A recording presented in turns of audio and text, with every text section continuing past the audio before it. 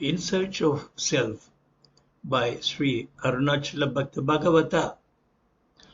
People say that New York City is no place for the pursuit of peace and happiness, as there are many distractions. But I have been so completely submerged in Bhagavan's grace that I have no time for anything else but to meditate on Bhagavan. The advent of Guru Ramana at Arunachala is the signal to mankind that everyone can practice his path without leaving his home or job. If we can succeed in turning our gaze inward and spend a few minutes doing it regularly every day at a fixed hour, both in the morning and night, we shall surely be launched on that wonderful path, which is the summum bonum of human life.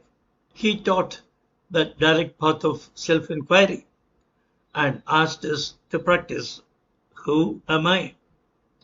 This is the path that does not require any ritualistic discipline on the part of the follower.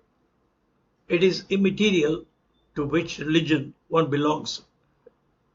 All religions of the world teach us the same thing, how to find the self within ourselves.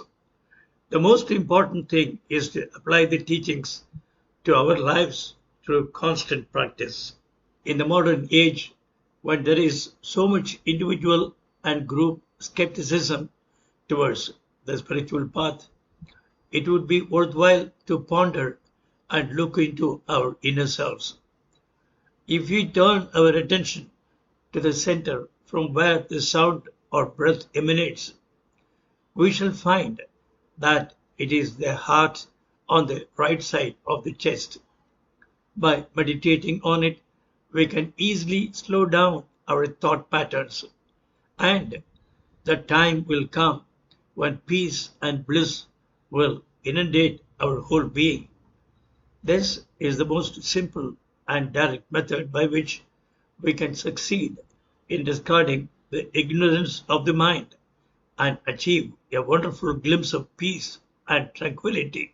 Even without ever seeing Bhagavan physically, I find my whole life transformed by him.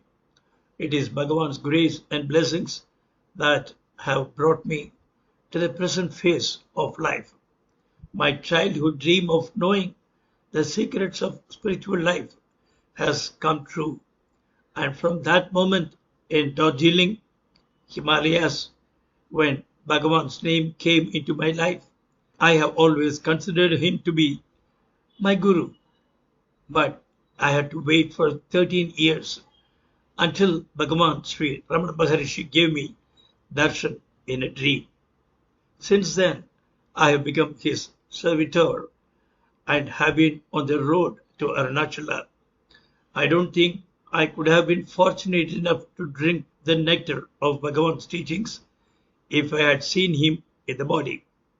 No amount of lectures or book reading could have given me that insight into the self that the very name of Bhagavan has bestowed upon me.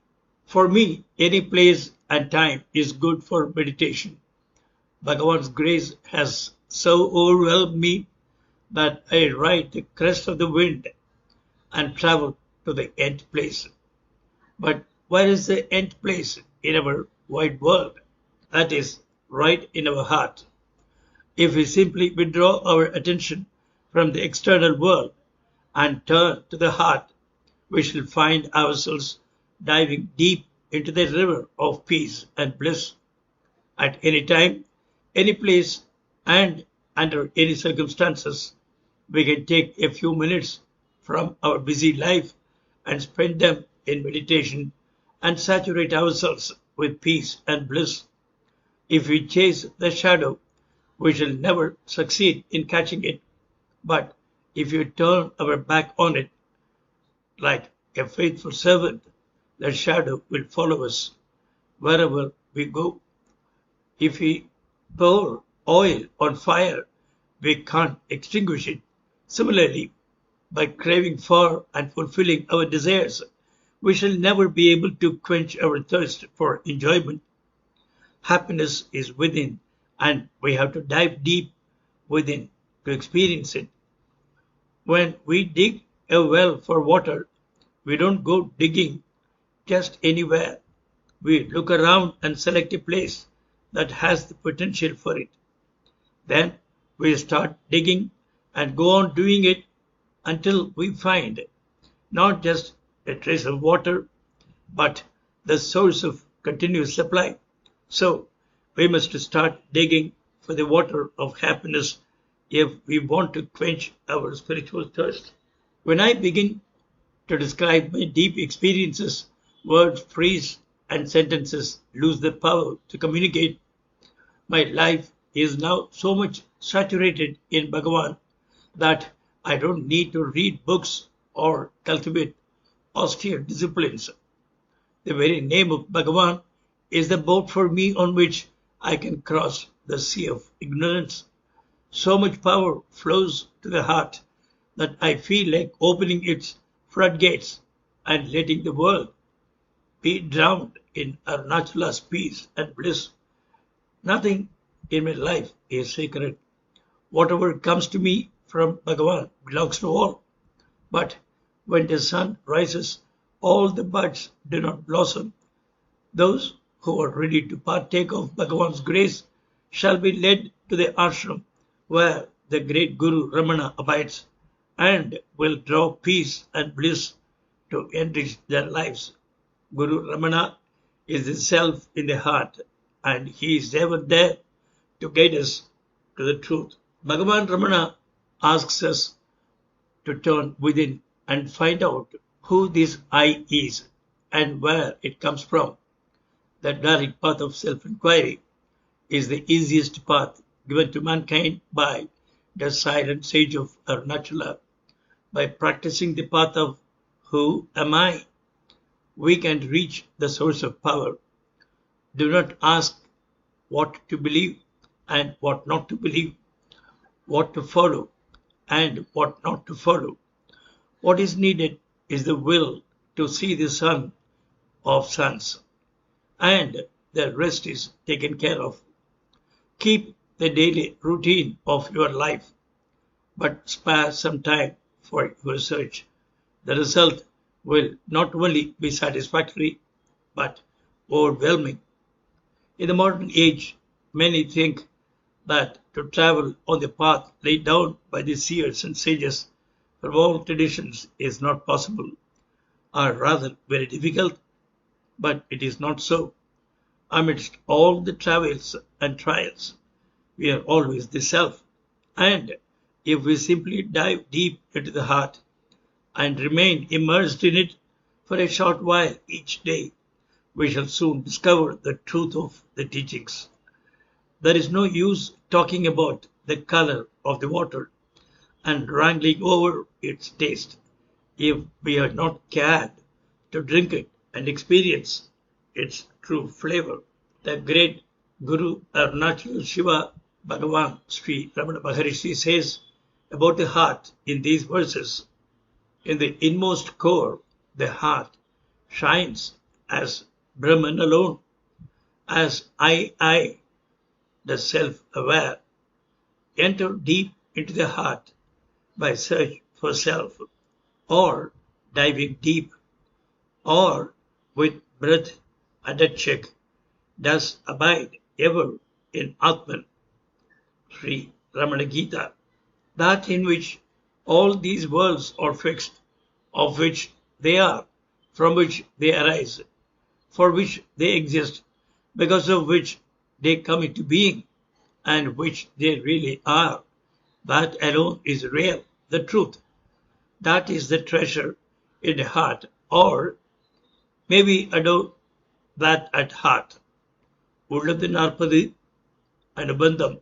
Since the moment I came to realize the ever-flowing grace of Bhagavan surging in my heart like the mighty Ganga, scriptures and books have pushed me more and more to the heart, and it is by the sheer abidance in the heart that I can experience His grace and blessings all the time. It is by going deeper and deeper into the inmost recesses of the heart that I begins to shine, and time and space are left far behind. There is nothing but the ever-abiding self in the heart, and my life has taken an entirely new path that words and sentences are incapable of describing. I am abiding in Bhagavan, who is nothing but the heart, who is Arunachala Ramana, whom I never tire of speaking about. Let me repeat from Bhagavan Sri Ramana Maharshi's own words. In the recesses of the lotus-shaped heart of all, beginning with Vishnu, there shines as absolute consciousness the Paramatman, who is the same as Arunachala or Ramana.